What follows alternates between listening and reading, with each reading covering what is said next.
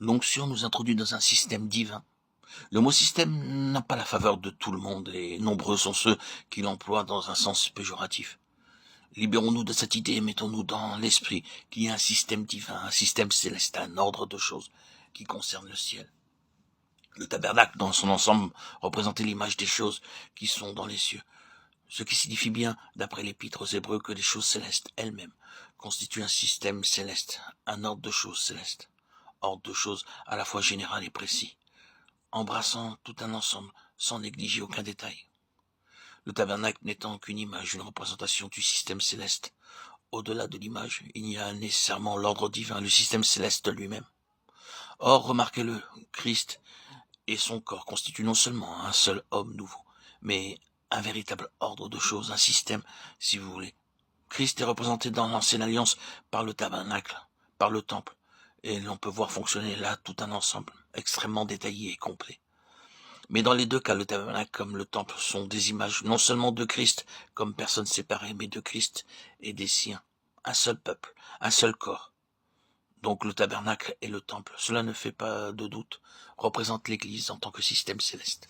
Leur construction n'est pas plus une chose humaine que ne le fut leur conception.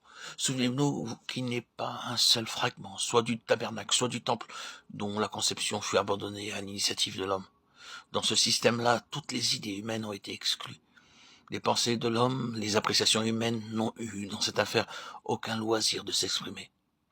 Quand il nous est dit que le Seigneur remplit Betsalel de l'Esprit de Dieu, de sagesse, d'intelligence et de savoir pour toutes sortes d'ouvrages, cela veut dire que l'onction exclut l'homme de cette entreprise et ne laissa aucune place à son jugement personnel.